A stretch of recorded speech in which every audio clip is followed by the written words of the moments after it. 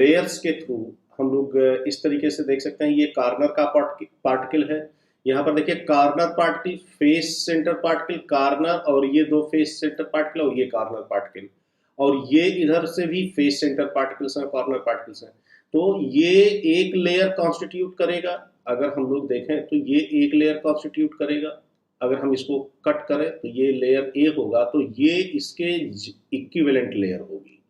यानी बिकॉज ये कॉर्नर वाले पार्टिकल्स अगले क्यूब के बाकी जो फेस के सेंटर्स के पार्टिकल्स हैं वो सब इसके अलाइन होंगे, और ये एक अलग लेयर बनेगी, ये लेयर अलग बनेगी बी, और ये लेयर अलग बनेगी सी।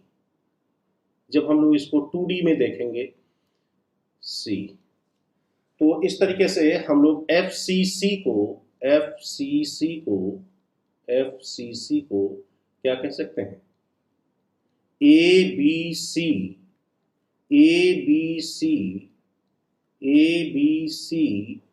Type arrangement. ठीक है बच्चों, तो FCC का एक दूसरा नाम भी मिल गया आपको, ABC। ये लेयर्स के थ्रू, लेयर्स के थ्रू जब हम लोग पैकिंग देखेंगे तो इसको ABC बोलेंगे। ठीक है, और एक और नाम इसका हम लोगों ने देखा था, वो क्या था? CCP।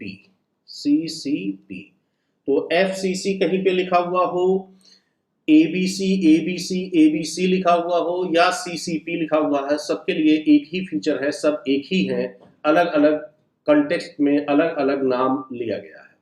तो इस तरीके से FCC मीन्स ABC टाइप। अब हम लोग देखते हैं नेक्स्ट तरीके का यूनिट सेल, वो है hexagonal close packing. Hexagonal close packing,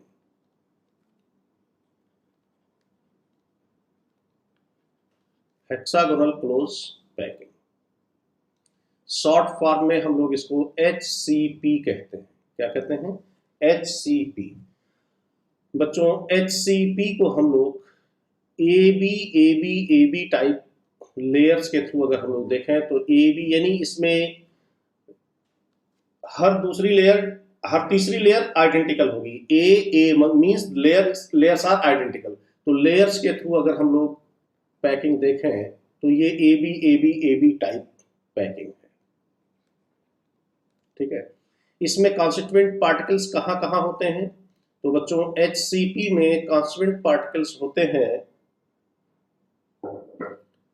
corner of the hexagon. कहाँ होते हैं? Corner of hexagon,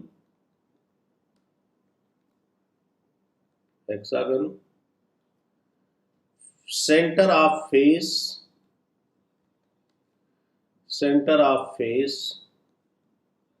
of hexagon, and third body centre,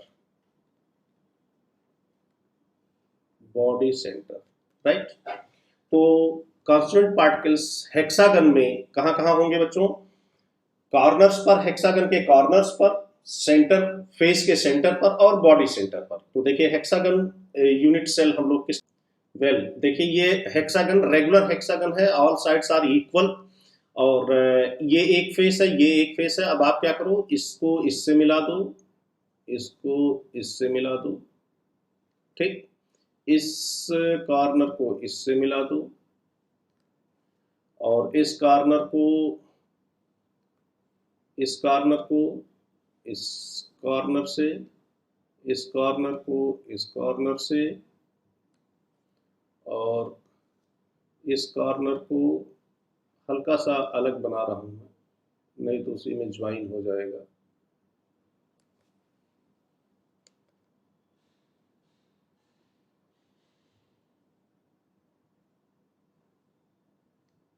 ऐसे, और इसको ऐसे हल्का सा अलग।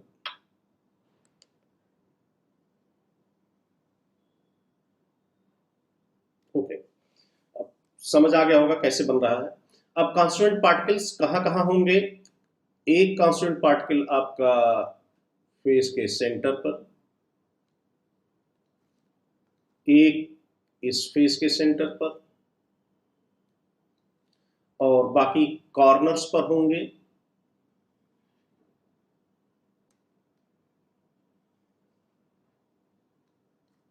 इस तरीके से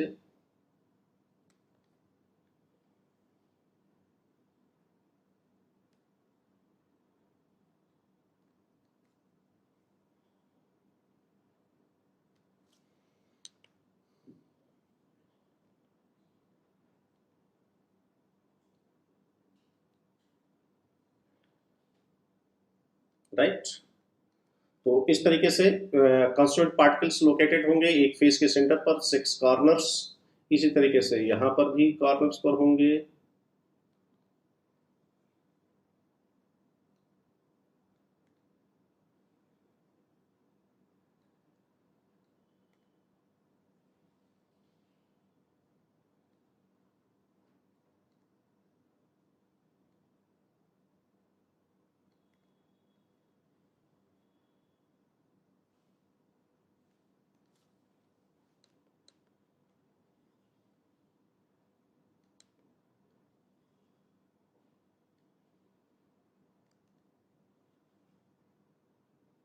राइट। तो 6 और 6 पार्टिकल्स 6 कॉर्नर पर और एक फेस के सेंटर पर। तो क्या क्या हो गया हमारा, कॉर्नर ऑफ द हेक्सागन हो गया, सेंटर ऑफ फेस हो गया। अब देखिए बॉडी सेंटर पर, तो ये हमारा बॉडी सेंटर है यहां पे।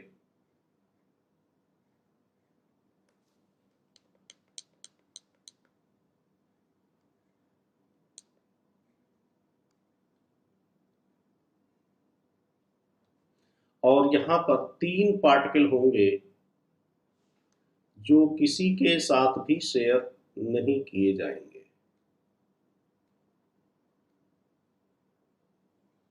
इस तरीके से ये 3 पार्टिकल होंगे। ठीक है, तो ये हो गया बच्चों एक HCP यूनिट सेल। इसलिए बनाते हुए दिखाया आपको जिससे कि आप समझ जाओ, कंफ्यूजन ना हो। तो अब देखिए ये यहां से यहां तक की जो डिस्टेंस होगी, ये है हमारे सेल पैरामीटर में, इसको आप C कह सकते हैं। और बेसिकली यही हाइट ऑफ द हेक्सागन होगा। हाइट हेक्सागन की आप याद कर सकते हैं √2/3 इंटू 4r। तो ये होता है हाइट किसी भी हेक्सागन की। r क्या है, r इस रेडियस है इस स्फीयर का जिससे हमने ये हेक्सागन बनाया है। क्योंकि ये सारे स्फीयर्स एक ही साइज के होंगे, एक ही रेडियस होगी, तो r के हिसाब से ये हाइट कम या ज्यादा हो सकती है। ठीक है, ये कॉन्स्टिट्यूएंट पार्टिकल्स हैं जो फेस के सेंटर्स पर हैं, ये यहाँ पर हैं। यहाँ पर a क्या होगा, a और b दोनों इक्वल होंगे। अगर आप ध्यान से देखें तो ये डिस्टेंस यहाँ से यहाँ तक की डिस्टेंस ये a होगी और यहाँ से यहाँ तक की डिस्टेंस b होगी। तो a is equal to b। तो सेल पैरामीटर क्या मिल गया हम लोगों को, a is equal to b but not equal to c। और ये एंगल देखिए 120 डिग्री है, 120 डिग्री है, तो gamma is equal to 120 degree. बाकी ये सब 90 डिग्री हैं, 90 डिग्री 90 डिग्री, ये सब एंगल्स 90 डिग्री हैं। तो alpha is equal to beta is equal to 90 degree. ठीक है बच्चों, तो ये हो गया रेगुलर हेक्सागन। अब हम लोग देखते हैं यहां पर क्या रिलेशन लिख सकते हैं। ये आर आर एक दूसरे को टच कर रहे हैं, तो a इज इक्वल टू हम लोग लिख सकते हैं 2r। a is equal to 2r. This is first mathematical relation. दूसरा रिलेशन हम लोगों के पास z का है, z is equal to 12। Hexagon का एक कॉर्नर का जो कॉन्स्टिट्यूएंट पार्टिकल होगा वो 6 में, 3 एक प्लेन में, 3 उसके ऊपर, तो 6 में शेयर करेगा, तो इसका एक में कंट्रीब्यूशन हो जाएगा 1/6। अगर आप कोई भी रेगुलर हेक्सागन लेते हो, जैसे मानते हैं ये हेक्सागन हमने लिया है, तो एक प्लेन में आपको 3 कोई भी एक कॉर्नर लोगे तो 1 2 3, एक लेयर में 3 और इसके ऊपर 3, तो टोटल 6 में शेयर किया जाएगा। तो इस पार्टिकल का जो कंट्रीब्यूशन होगा एक यूनिट सेल में वो आ जाएगा 1/6 प्लस फेस का कंट्रीब्यूशन, इन दोनों पार्टिकल्स का कंट्रीब्यूशन क्या आएगा, हाफ, तो 2 इंटू 1/2 प्लस ये 3 किसी के साथ नहीं शेयर किए जाएंगे। ध्यान रखिएगा ये 3 बॉडी सेंटर पर है जो किसी के साथ नहीं शेयर किए जाएंगे, तो इनका फुल कंट्रीब्यूशन होगा। तो इस तरीके से z की वैल्यू आ गई इसमें कितनी 6, यानी total effectively you required 6 constituent particles to make 1 unit cell of hexagon, right. तो ये हो गया कॉर्नर्स का contribution, this is corner and this is face and this is body centre, body centre. तो Z की वैल्यू आ गई 6। अब हम लोग इसमें पैकिंग फ्रैक्शन निकाल सकते हैं, तो packing fraction is equal to हो जाएगा Z into 4/3 pi r cube divided by A cube नहीं, अब की बार आपका जो यूनिट सेल है वो हेक्सागन है, तो आपको लिखना पड़ेगा यहां पर volume of hexagon, volume of hexagon, ठीक है। तो ये दूसरा रिलेशन हो गया हमारा। वॉल्यूम ऑफ हेक्सागन कैसे निकालेंगे बच्चों, volume of hexagon, volume of hexagon this is equal to area of base into height. तो हाइट तो हम लोगों को पता है, एरिया ऑफ बेस हो जाएगा यहाँ पे 6 इक्विलैटरल ट्रायंगल्स का एरिया, तो 6 equilateral triangle 6 into area of equilateral triangle into H। So equilateral triangle का एरिया होता है बच्चों √3/4 A², right, √3/4 into A² into where A is the side of the triangle, H, ये हो गया हमारा इक्वेशन 3, और A is equal to 2R हम लोग ऑलरेडी कर चुके हैं, तो packing fraction is equal to हो जाएगा यहाँ पर बच्चों, packing fraction is equal to 6 into 4/3 pi r cube by 6 into √3/4 A is equal to 2R square and H is equal to √2/3 into 4R। जब आप इसको सॉल्व करोगे बच्चों तो आएगा 0.74। तो पैकिंग फ्रैक्शन हो गया 74%, पैकिंग फ्रैक्शन कितना हो गया 74%। तो vacant space, percent vacant space, vacant space यह आ जाएगा 100 माइनस 74, 26%। तो इस तरीके से हेक्सागोनल क्लोज पैकिंग में टोटल कितने परसेंट वैकेंट स्पेस है 26%। तो HCP या हम लोग इसको कहें AB टाइप अरेंजमेंट, इसमें पैकिंग फ्रैक्शन कितना आ गया 74%। और CCP या हम ABC कहें, ABC या इसको हम लोग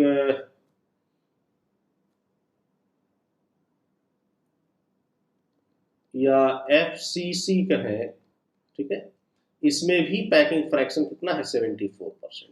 तो दो आपको अरेंजमेंट्स ऐसे मिले जहां पर पैकिंग फ्रैक्शन कितना है 74% यानी इक्वल है, यानी दोनों HCP और CCP दोनों अरेंजमेंट्स क्या है इक्वली एफिशिएंट है। क्या है equally efficient, both are equally efficient, right. Okay, now see voids का मतलब है खाली स्पेस। बेसिकली जब कॉन्स्टिट्यूएंट पार्टिकल्स अपने लैटिस पॉइंट्स पर अरेंज होते हैं तो बीच बीच में खाली स्पेस मिलेगा ही मिलेगा, खाली स्पेस। अब ये खाली स्पेस, हर खाली स्पेस को हम पर्टिकुलर वॉइड नहीं कह सकते, उस खाली स्पेस को हम लोग वॉइड कहेंगे जो एक पर्टिकुलर अरेंजमेंट में आएंगे, राइट। तो जो टेक्निकल नेम है यहाँ पे वॉइड्स का, like tetrahedral voids, octahedral voids, cubical void, तो इन सब वॉइड्स की जो नेमिंग है बेसिकली वो ज्योमेट्री पर डिपेंडेंट है। ऐसा नहीं है कि किसी भी खाली स्पेस को आप वॉइड कह दोगे, ठीक है। तो वॉइड कैसे हम लोग डिफाइन करेंगे voids को? Voids are the empty space, voids are the empty space when constant particles arranged in a particular manner,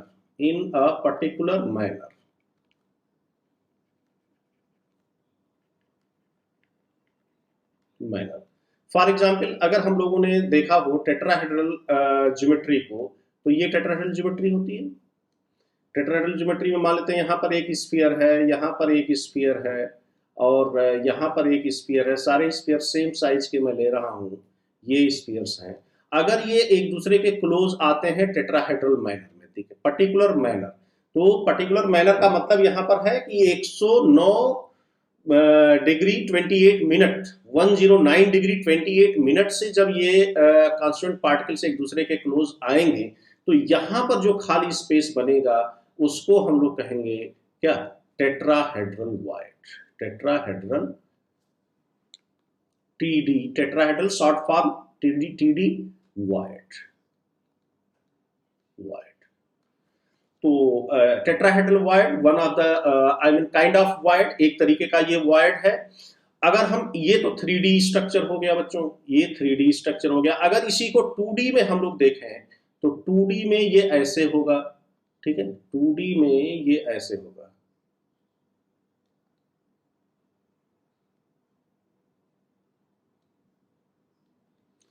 में ये ऐसे होगा। ये जो वॉइड दिख रहा है आपको, ये होगा टेट्राहेड्रल वॉइड। अब आप कहेंगे कि यहाँ पे तो 3 ही है, यहाँ पे 4 स्फीयर्स हैं। तो ऐसा है कि जो चौथा स्फीयर है बच्चे, वो इसी के ऊपर जस्ट आएगा ऐसे, इस तरीके से इसके जस्ट ऊपर आएगा या इसके जस्ट पीछे आएगा। तो कहने का मतलब यह है कि टेट्राहेड्रल ज्योमेट्री ऐसी ज्योमेट्री होती है कि जिसमें 3 ये स्फीयर एक प्लेन में आएंगे, तो इसके बीच में जो वॉइड बनेगा ये होगा टेट्राहेड्रल वॉइड, टेट्राहेड्रल वॉइड। अब अगर इस वॉइड का रेडियस r हो, r वॉइड, और इस स्फीयर का रेडियस कैपिटल R हो, इस स्फीयर जिससे ये बना है इसका कैपिटल R हो, R स्फीयर, तो इसका रेशियो जो होता है वो हमेशा फिक्स होता है और वो होता है 0.225। ये आप लोगों को याद करना होगा और इसको अभी हम लोग कैलकुलेट भी कर सकते हैं। 0.225 याद रहे तो डायरेक्टली आप यूज कर लेंगे, अदरवाइज आप कैलकुलेट भी कर सकते हैं। तो किसी भी टेट्राहेड्रल वॉइड में क्या होगा, जो वॉइड फॉर्म हो रहा है, जिस स्फीयर से फॉर्म हो रहा है, तो वॉइड और स्फीयर का जो रेशियो होगा वो होगा 0.225, राइट। अब देखिए ये कहां पर और कैसे बनता है हमारे सिस्टम में। तो when constant particles are arranged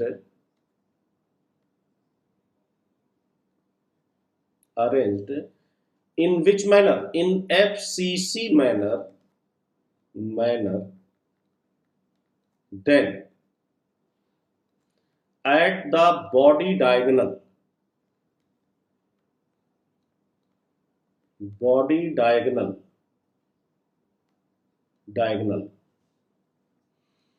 tetrahedral voids are formed। तो कहां पर टेट्राहेड्रल वॉइड्स बनते हैं बच्चों? हर एक बॉडी डायगोनल पर। कब? जब कांस्टीट्यूएंट पार्टिकल्स कैसे अरेंज हो? FCC मैनर में अरेंज हो, ठीक है। अब ये सवाल उठता है कि कितने वॉइड्स फॉर्म होंगे, तो ध्यान रखिएगा बच्चों, हर एक बॉडी डायगोनल पर 2। तो ईच बॉडी डायगोनल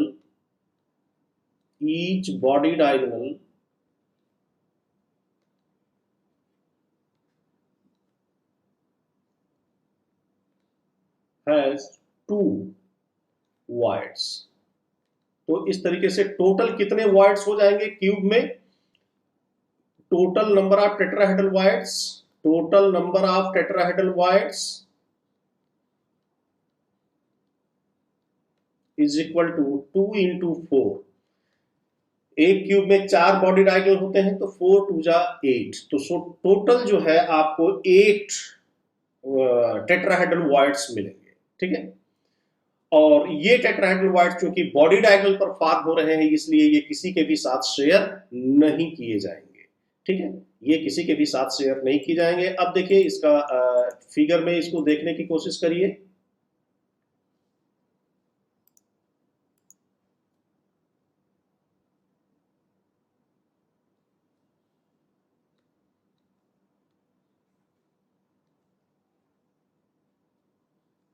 ये एक एफसीसी अरेंजमेंट है, और इस एफसीसी अरेंजमेंट में अगर आप ध्यान से देखें तो ये चार पार्टिकल, ये कौन सा पार्टिकल है? ये फेस का पार्टिकल है, इस वाले फेस का, इस वाले फेस का, देखिए इस वाले फेस का पार्टिकल है। और ये वाला इस वाले फेस का, सामने वाले फेस का पार्टिकल है। और इस फेस का पार्टिकल ये है, ठीक है। और ये कॉर्नर पार्टिकल है। तो ध्यान रखिएगा बच्चों, एक टेट्राहेड्रल वॉइड बनने के लिए ये चार, ये देखिए टेट्राहेड्रल ज्योमेट्री बन रही है, ये टेट्राहेड्रल ज्योमेट्री बन रही है। और ये इसका बॉडी डायगोनल होगा, इस क्यूब का बॉडी डायगोनल ये होगा। अगर आप ध्यान से देखें, ये होगा बॉडी डायगोनल, यहां से यहां तक ये इसका बॉडी डायगोनल है, ठीक है। तो ये तीन एडजेसेंट फेस पार्टिकल्स आ रहे हैं और एक कॉर्नर पार्टिकल आ रहा है। तो चार कौन से पार्टिकल्स आते हैं टेट्राहेड्रल वॉइड में बच्चों? Tetrahedral void.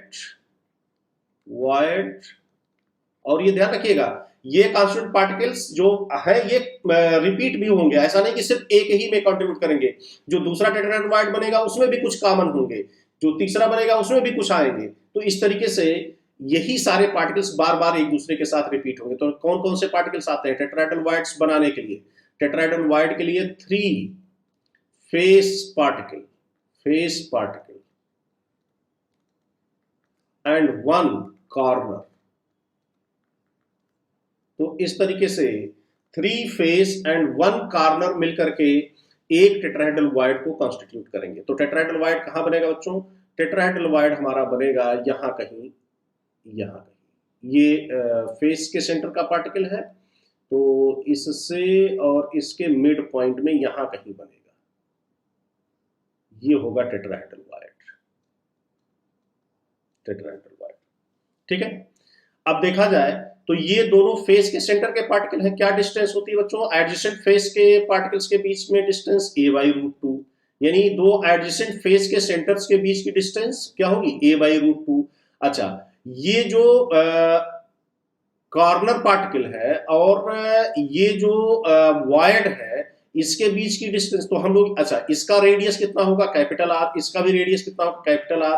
तो हम लोग लिख सकते हैं 2 capital R is equal to a/√2। एक रिलेशन मिल गया, मैथमेटिकल रिलेशन हम लोगों को। ये रिलेशन कैसे निकाला हम लोगों ने? ये जो एडजेसेंट फेस के पार्टिकल्स हैं वो एक दूसरे को टच करेंगे, तो इसका रेडियस और इसका रेडियस, दोनों का रेडियस का जो सम होगा और सेम होगा रेडियस, तो that is equal to 2r, और ये डिस्टेंस है a/√2। So 2r is equal to a/√2। और कॉर्नर और ये है क्यूब का centre, this is centre of cube. तो इसका जो मिड पॉइंट है, कॉर्नर और सेंटर ऑफ मिड पॉइंट के बीच में के मिड पॉइंट पर बनता है टेट्राहेड्रल वॉइड। तो यहां से यहां तक की डिस्टेंस होती है बच्चों √3a/2। तो इसका मिड पॉइंट हुआ √3a/4। तो √3a/4 जो है ये है mid point of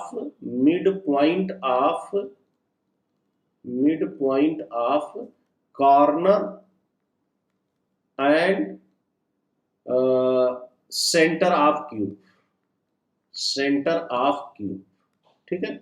so this is the mid point of centre and corner. तो दिस इज √3a/4। तो यहां से यहां तक की डिस्टेंस को हम लोग लिख सकते हैं बच्चों, यहां से यहां तक की डिस्टेंस को लिख सकते हैं capital R, radius of this sphere plus radius of the void small r, this is equal to √3a/4। तो इस तरीके से हमारे पास दूसरा रिलेशन आ गया। और इन दोनों रिलेशन से हम लोग लिख सकते हैं फ्रॉम इक्वेशन 1 and 2, हम लोग क्या लिख सकते हैं? Small r by capital R is equal to 0.225।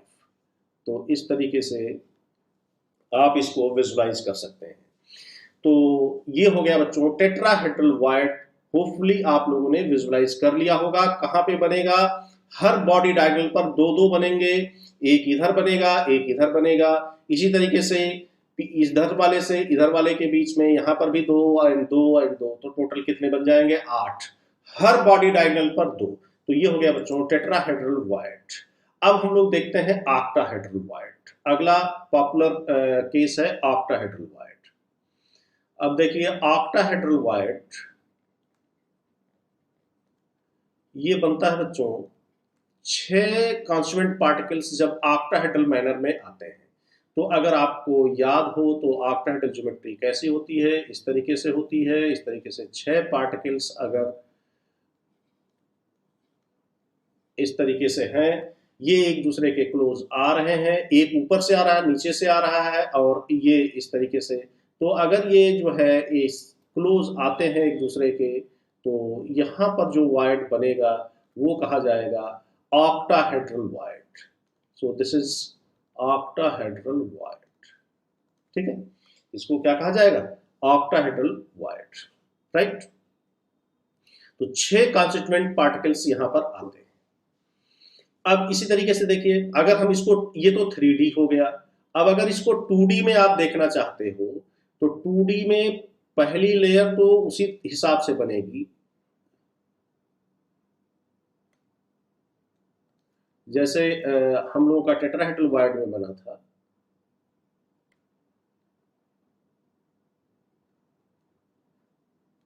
लेकिन अब की बार इसके ऊपर नहीं कोई आएगा, इसी के ऊपर दूसरा, हमें एग्जैक्टली इसी के ऊपर दूसरा वायड बनाना है। तो इस बार क्या होगा? हम लोग ऐसे लेंगे particles,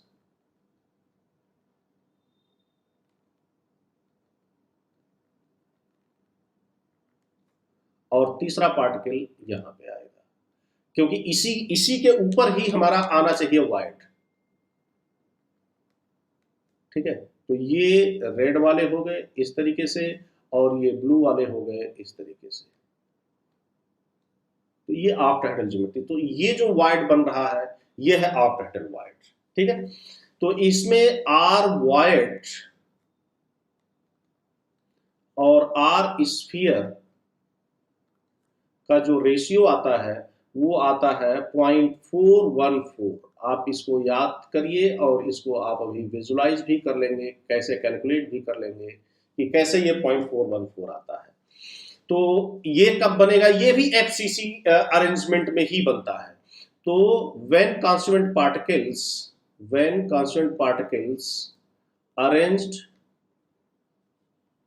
arranged in FCC manner,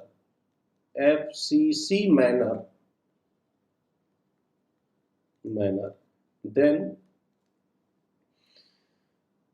octahedral voids are formed. Octahedral voids are formed at the center of cube and center of each edge.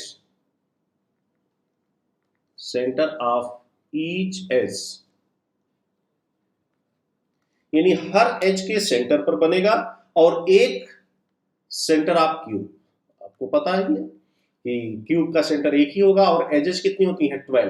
तो हर 12 एज के सेंटर पर और एक जो है क्यूब के सेंटर पर। तो इस तरीके से ये फॉर्म होगा।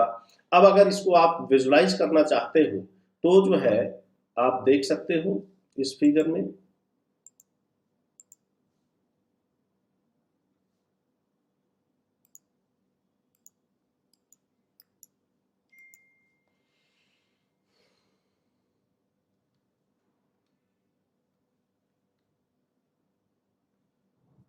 तो अगर आप देखें ध्यान से तो इसमें इस फिगर में दोनों ऑक्टाहेड्रल वॉइड्स दिखाए गए हैं। ये देखिए, ये जो क्यूब के सेंटर पर बन रहा है, क्यूब के सेंटर पर जो बन रहा है वो ये है। क्यूब का सेंटर कहाँ पे होगा? ये है क्यूब का सेंटर, ये ऑक्टाहेड्रल वॉइड है।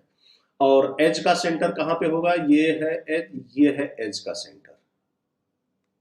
ठीक है, तो ये दोनों ऑक्टाहेड्रल वॉइड्स हैं, ये क्यूब के सेंटर पर है,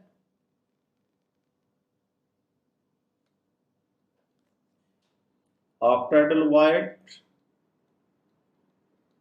at center of cube, center of cube, और ये है at the edge center,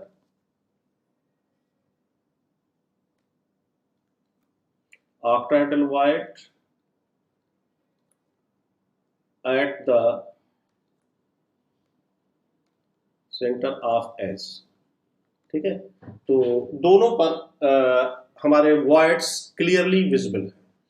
अब देखिए जरा इसमें रिलेशन हम लोग देखें कौन कौन से पार्टिकल्स इन्वॉल्व हो रहे हैं। तो क्यूब के सेंटर पर बच्चों all 6 face particles are involve, यानी 6 फेस पार्टिकल्स है। ये भी फेस पार्टिकल है, ये फेस का पार्टिकल है, ये भी फेस का पार्टिकल है, ये भी फेस का पार्टिकल है, ये भी फेस का पार्टिकल है, ये भी फेस का पार्टिकल है। तो यहां से हम लोग एक रिलेशन लिख सकते हैं कि एडजेसेंट फेस के बीच में जो एडजेसेंट, ये यहां से यहां तक, अगर एडजेसेंट दो फेसेस के बीच की डिस्टेंस आप ले लें तो ये आएगा a/√2, और ये एक दूसरे को टच करेंगे तो हम लोग यहाँ पर जो रिलेशन लिख सकते हैं 2r = a/√2। ठीक है, एक रिलेशन यहां से यहां तक की डिस्टेंस a/√2, यहां से यहां तक की डिस्टेंस, और ये अपोजिट फेस है जो कि थ्रू दिस ऑक्टाहेड्रल वॉइड्स एक दूसरे को टच कर रहे हैं, ऐसे है। यहां पर ऑक्टाहेड्रल वॉइड है, यहां पर एक पार्टिकल है, यहां पर एक पार्टिकल है, तो कैपिटल आर और 2 स्मॉल आर। तो हम लोग यहां पे लिख सकते हैं 2 capital R plus 2 small r, ये वॉइड का रेडियस है, और ये तो आमने सामने वाले दो फेसेस हैं, वहां के जो पार्टिकल्स हैं इस तरीके से वो एक दूसरे के साथ कांटेक्ट में होंगे, and this is equal to a हम लोग लिख सकते हैं, दिस इज इक्वेशन 2। तो इस तरीके से आप अगर इन दोनों इक्वेशंस को सॉल्व करोगे from equation 1 and 2, from equation 1 and 2 आप लिख सकते हो small r by capital R is equal to 0.414। तो इस तरीके से ये ऑक्टाहेड्रल वॉइड्स और उसके स्फीयर्स का रेशियो हो गया। अब दूसरा क्वेश्चन यहाँ पे बच्चों एराइज होता है कि ये जो बॉडी सेंटर पर सॉरी क्यूब के एज के सेंटर पर जो वॉइड फॉर्म हो रहा है ऑक्टाहेड्रल वॉइड, क्या ये एक ही क्यूब का पार्ट होगा या और में शेयर किया जाएगा? तो आंसर है कि और में शेयर किया जाएगा। जैसे अभी आप लोगों ने देखा टेट्राहेड्रल वॉइड में वो किसी के साथ नहीं शेयर किया जाएगा, वो एक क्यूब में 100% कंट्रीब्यूट करेगा, लेकिन ऑक्टाहेड्रल वॉइड जो क्यूब के सेंटर पर है वो सिर्फ किसी के साथ नहीं शेयर किया जाएगा, लेकिन जो एज के सेंटर पर है वो सब 4 के साथ शेयर किया जाएगा। तो हम लोग यहां पर कैलकुलेट कर सकते हैं effective number of octahedral voids per unit cell, effective number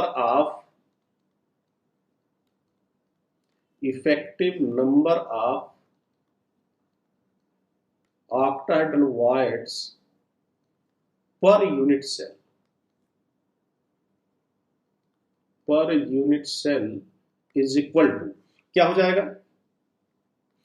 12 edges हैं और एक एज कितने में शेयर की जाएगी? 4 में। तो एक ऑक्टाहेड्रल वॉइड 4 में शेयर किया जाएगा, प्लस जो क्यूब के सेंटर पर है उसका फुल कंट्रीब्यूशन होगा 1, सो टोटल 4। तो बच्चों ये मिल गया आपको octahedral voids per unit cell 4, और टेट्राहेड्रल वॉइड्स कितने मिले? 8। तो इस तरीके से हम लोग लिख सकते हैं यहाँ पर एक जनरल रूल, इन जनरल किसी भी सिस्टम के लिए सही है होगा ये जनरल रूल। ये हो गया बच्चों कि number of tetrahedral voids is equal to 2 into number of octahedral voids। ठीक है, यानी ऑक्टाहेड्रल वॉइड्स जितने भी होंगे आपके पास सिस्टम में उसके दुगने टेट्राहेड्रल वॉइड्स होंगे। और ऑक्टाहेड्रल वॉइड्स कैसे हम लोग निकाल सकते हैं? ये एक रिलेशन हो गया, ये हर सिस्टम के लिए सही है, चाहे वो क्यूबिक सिस्टम हो, चाहे वो हेक्सागोनल सिस्टम हो, या किसी भी तरीके का सिस्टम हो। अब दूसरा रिलेशन क्या लिख सकते हैं, number of octahedral voids is equal to z of the highest packed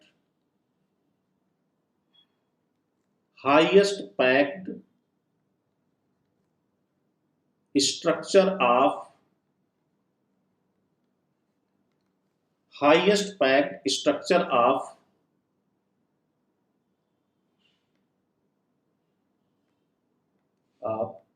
the given crystal system.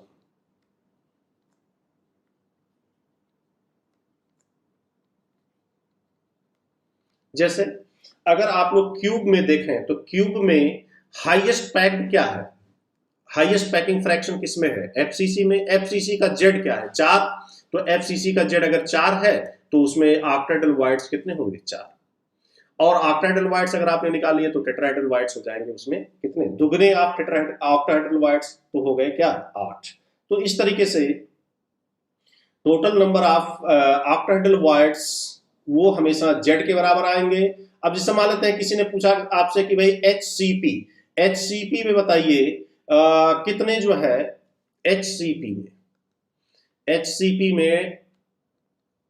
HCP system में नंबर ऑफ ऑक्टाहेड्रल वॉइड्स, तो नंबर ऑफ ऑक्टाहेड्रल वॉइड्स ये हो जाएंगे जेड, वो एक ही है, वो हाईएस्ट पैक्ड स्ट्रक्चर है 6। तो tetrahedral voids, number of tetrahedral voids is equal to 6 into 2 12। तो इस तरीके से बच्चों आप किसी भी सिस्टम में निकाल सकते हैं कि tetrahedral void and octahedral voids कितने होंगे।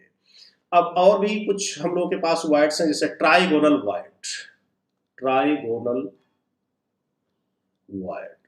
तो अगर ट्राइगोनल वॉइड हम लोग देखें तो वो वही सिंपल वॉइड जो अभी हम लोग करते आए हैं। हालांकि एक्चुअल सिस्टम में इस तरीके का वॉइड यूजुअली नहीं मिलता है हम लोगों को, ठीक है, लेकिन मैथमेटिकल कैलकुलेशन के लिए तो ये ट्राइगोनल वॉइड कहा जाएगा इसको बच्चों। ये जो वॉइड बन रहा है यहाँ पर ये ट्राइगोनल वॉइड होगा, दिस इज ट्राइगोनल वॉइड। तो अगर इसका रेडियस r हो तो small r by capital R is equal to 0.155 आता है।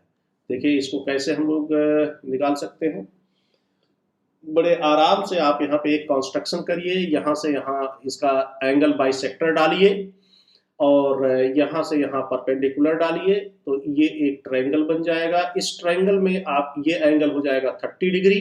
तो आप लिख सकते हैं cos 30 is equal to capital R by small r plus capital R। यहां से यहां तक small r by capital R, ये डिस्टेंस हो जाएगी small r plus capital R, और ये डिस्टेंस हो जाएगी कैपिटल R। तो cos theta is equal to capital R base by hypotenuse.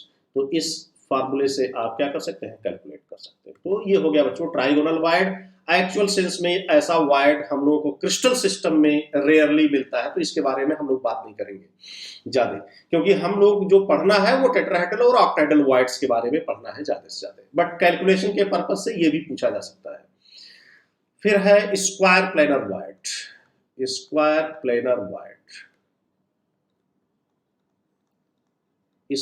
Planar void बच्चों ये नाम से ही क्लियर है,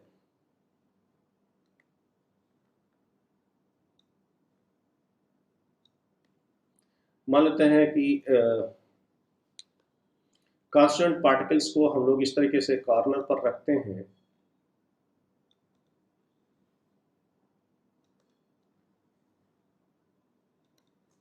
तो यहां पर जो वॉइड फॉर्म होगा वो कहा जाएगा स्क्वायर प्लेनर वॉइड। तो यहां पर अगर इसकी रेडियस r हो और स्फीयर की रेडियस r हो, ठीक है, इसका रेडियस r और इसका स्मॉल r, तो इसकी जो वैल्यू मिलेगी हम लोगों को वो मिलेगी 0.414, राइट। तो ये आप बहुत आसानी से यहाँ पे प्रूव कर सकते हैं। देखिए यहाँ पे ध्यान से क्या लिख सकते हैं यहाँ से यहाँ तक, capital R and 2 small r, तो 2 capital R plus 2 small r is equal to √2a, यहाँ से यहाँ तक √2a हो जाएगा, जहां पर a इस साइड की लेंथ है, ठीक है। और यहां से यहां तक आप लिख सकते हैं 2 capital R is equal to a, तो इन दोनों इक्वेशन से सॉल्व करेंगे तो ये आपको मिल जाएगा। और ये ऑलरेडी हम लोग ऑक्टाहेड्रल वॉइड में प्रूव भी कर चुके हैं, ऑक्टाहेड्रल वॉइड्स के लिए भी सेम रिलेशन आता है। तो ये हो गया स्क्वायर प्लेनर वॉइड। अब एक वॉइड और है cubical void, cubic void, cubic void, cubic void. तो क्यूबिक वॉइड अगर आप क्या लेते हैं बच्चों, क्यूब ले और क्यूब के हर कॉर्नर पे पार्टिकल रख दे, हर कॉर्नर पर पार्टिकल रख दे,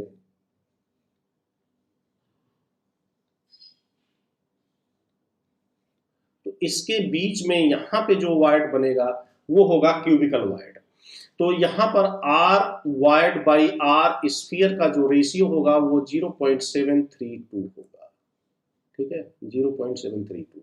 इसको आप चाहें तो प्रूव भी कर सकते हैं यहां से, जैसे ये जो वॉइड बनेगा वो इस तरीके से बॉडी डायगोनल के साथ जाएगा, यहाँ पे बनेगा ये। तो हम लोग लिख सकते हैं 2 कैपिटल आर, एक आर इसका एक आर इसका, 2 capital R plus 2 small r, पूरा डायमीटर इस वॉइड का, जो वॉइड यहाँ पे बना है इसका diameter, this is equal to √3a, body diagonal of the cube. और a is equal to 2r, ये a है, टच कर रहे हैं तो a is equal to 2r। इन दोनों इक्वेशंस की हेल्प से आप सॉल्व करोगे तो आपको ये मिल जाएगा 0.732, ठीक है।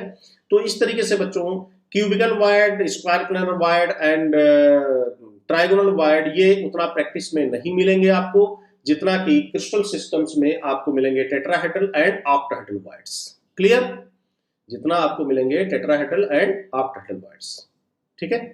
तो ये हो गया बच्चों वॉइड्स और उनसे रिलेटेड कैलकुलेशंस।